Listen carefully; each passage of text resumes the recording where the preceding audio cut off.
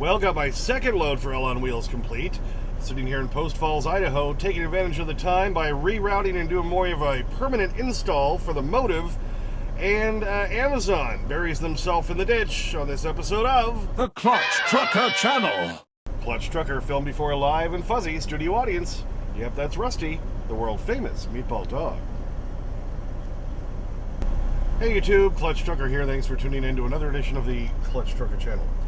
I got to start off with this. I've decided I'm creating my own word because I say the phrase, what do you think, all the time, and I think it should just be one word. So here's how it's going to be spelled. W-A-D-D-A, capital U, T-H-I-N-K. What do you think? One word. It's copyright Clutch Trucker. So I think we should make that part of our vocab from now on. What do you think? Okay, so here it is, Thursday the 16th. I'm parked at the Loves in Post Falls, Idaho. I delivered not too far up the road in Spokane Valley. And then there's like a pilot further over that way, but it's just the same distance from there to here. I was an Amazon facility I delivered at today. I picked that load up yesterday in Reno. Yesterday morning, drove all the way to the Space Age Travel Center in Hermiston, Oregon. That's where I was last night, and then delivered today. I had a window until 2. I got there about 12:15. Delivered. I kept looking for loads in all the wrong places. Couldn't get anything nailed down today. There's not a lot coming out of this area. A lot of what is coming out of anywhere near here, unfortunately, is too heavy for me. 45,000 pounds. I can't take that much. So, kind of gave up late this afternoon. We'll start looking again tomorrow. So trying to take advantage of my time, as I always say, when I'm stuck, I try to take advantage of the time. So I decided, since the Motive has been working well, and it's been working fine with this truck, there's no disconnect issues like I kept having with Trucking Office, and I had with the Garmin. The big road we tried, never connect, well, it connected, and recognized the vehicle VIN, but would never show the vehicle, it would never kick it on to drive. It would just leave me on whatever it was, and so it's like, okay, that's not going to be working to be legal. But the Motive has been working, formerly Keep Trucking, and I know a lot of you had mentioned, oh, you should just get that. Well, you know, it wasn't up to me at the time when I was with Whitestones. Mark wanted me to try the big road, and we just couldn't get that one to work, and so we tried the Trucking Office, since he uses that software, and we wanted that one to work. It's just it had so many issues, doing the 34 reset too early. Other crap, like, you know, not doing the split sleeper berth right.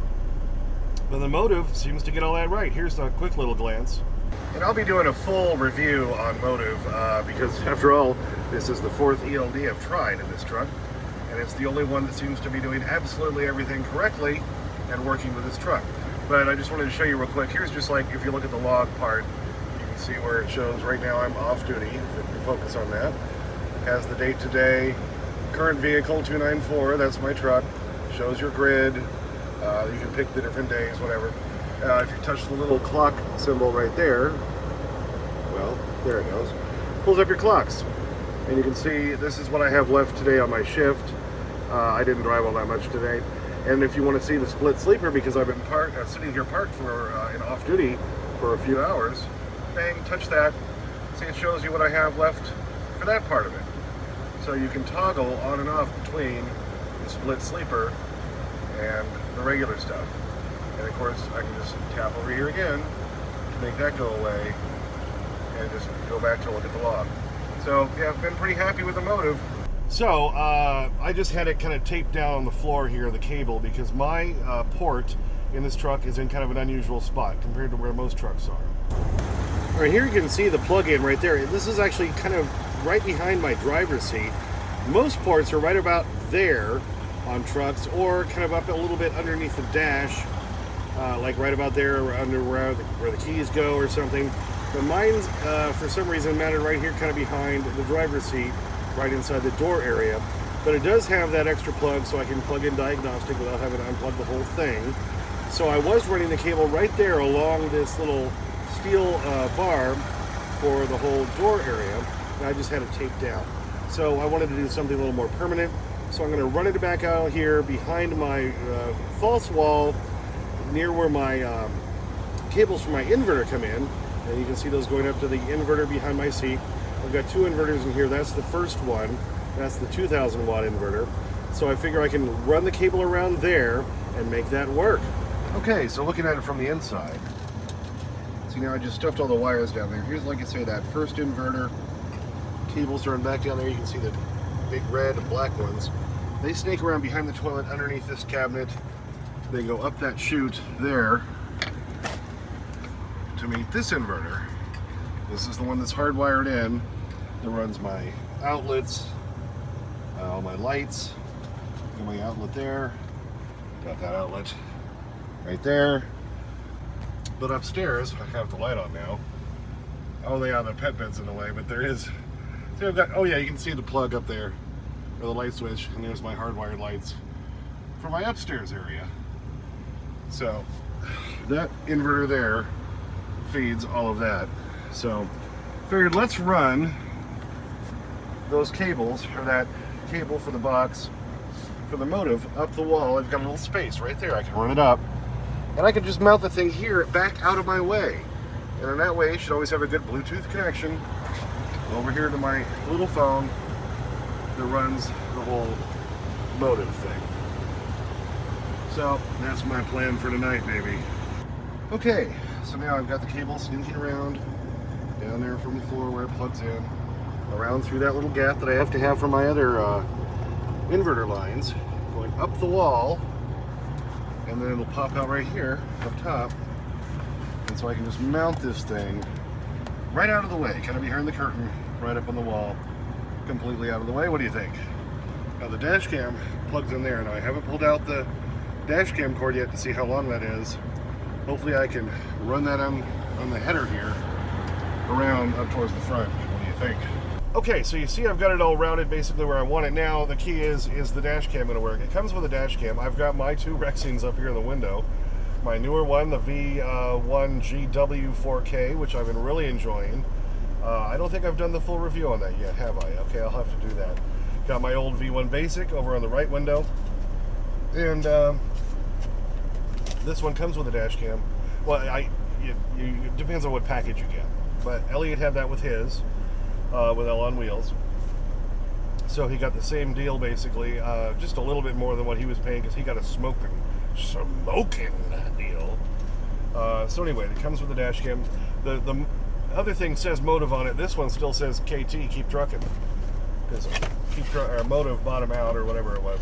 Alright, so here's the dash cam in here. So let's pull this puppy out. Come on, you mother scratcher. Really? Shouldn't be that hard to open a box. Alright. Well, here's the cleansing pad so I can clean the mounting area. Here's the cable. Oh, there's little doohickey bobbies that I can tape up to run the cable. I like to have all my cables hidden. I'm sure you know that. Like everything on my dash right here. Let me show you this. I only have the one 12-volt outlet port on this truck, and it's right down here below my little tray in front of the dash. So I snake that wire down around behind, up behind that panel in the dash. It pops out there, and that's what feeds all my 12-volt stuff for my, dash cams and the Garmin and all that up there behind my Gecko, Halloween Gecko, because I like all my wires hidden. So I want to see if I can tuck that in somewhere from where I'm going to put the motive's going to go right there, and I might be able to find a way to tuck it up there behind the curtain through this paneling, maybe bring it around the front and decide where I'm going to mount it. What do you think? So the big question then was, how long is this cable? And it looks like it's going to actually be pretty long. So I should be able to route it all the way around. We'll take off the little twist tie doohickeys. Don't you hate it when they put those on to things and they twist it the opposite way that you always twist it? I find that annoying. So I figured maybe somebody left-handed was doing that. I don't know, because they don't twist it on the way I twist them on. And this is like the modern society. We have a million of these freaking things. I save some of them, but then a lot of times I just throw them away. All right, so that looks like it's going to be a pretty long cable. And it has its little connector thing that I can stick on the windshield right there. It looks like, kind of like the Rexing. You can see where the lens is right here.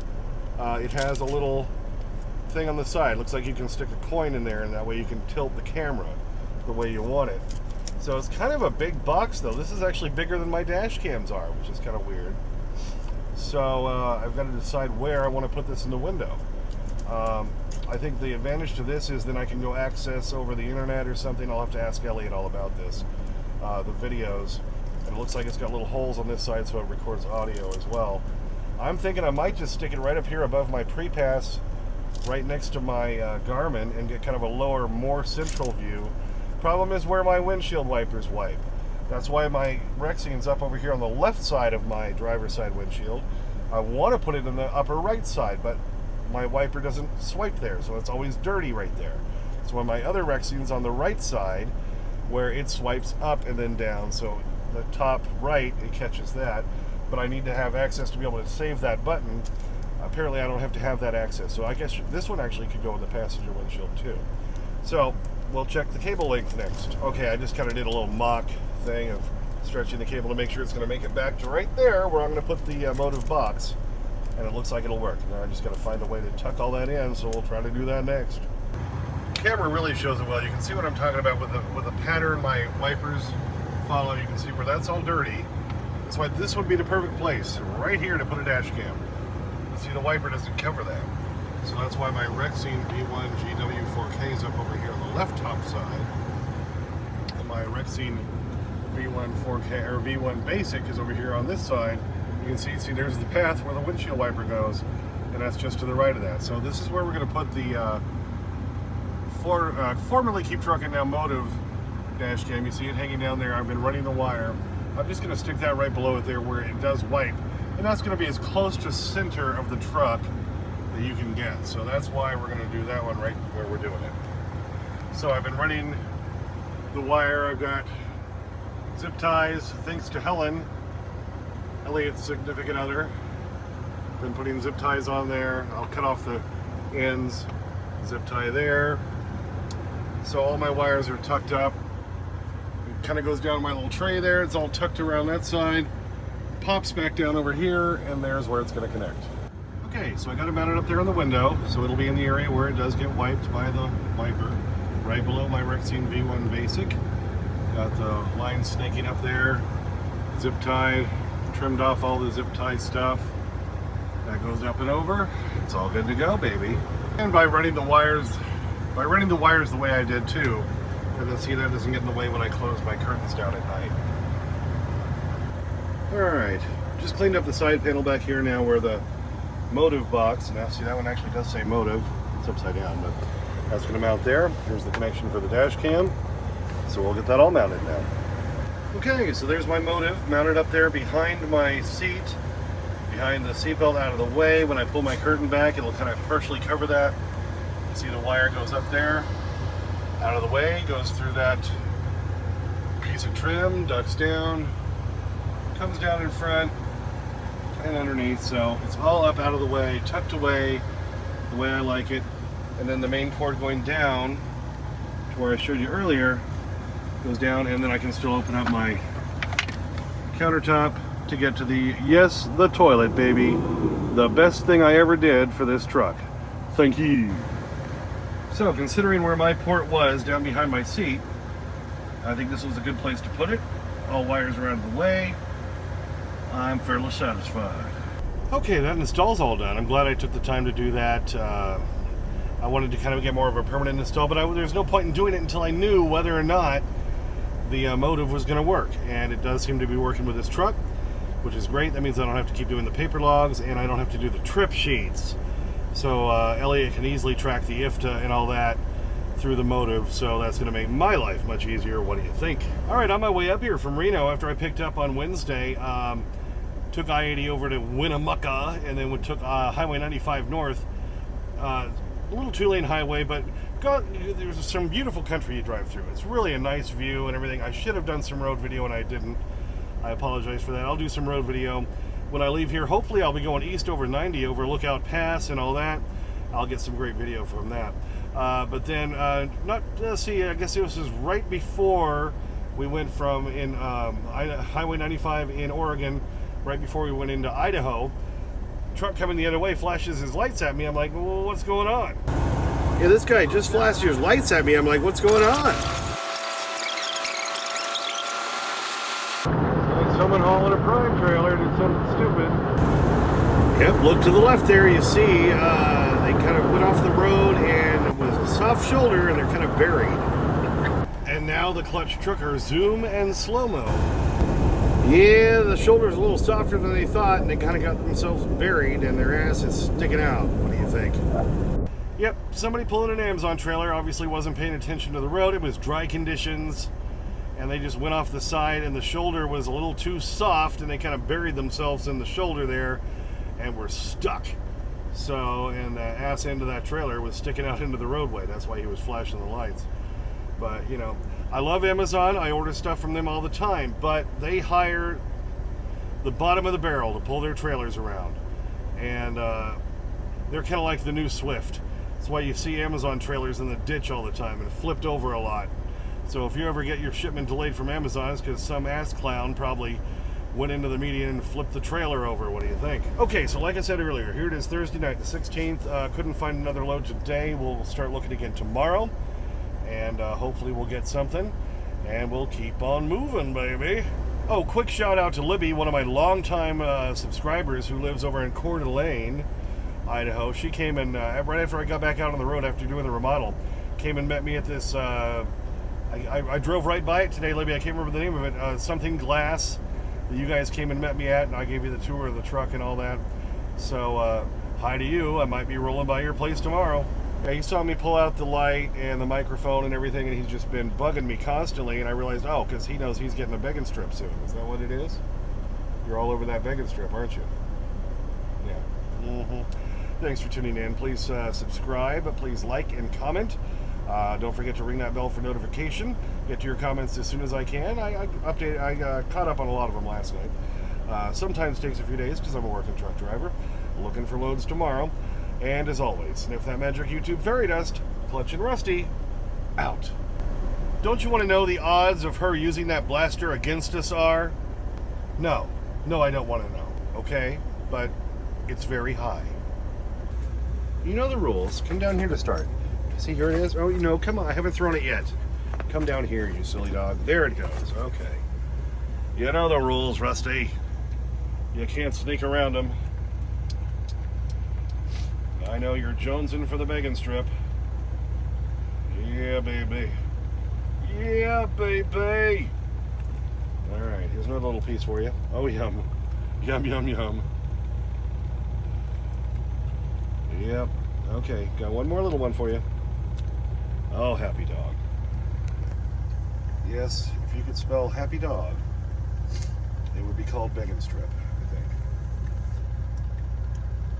Somebody at Purina knew what they were doing when they made those. What do you think?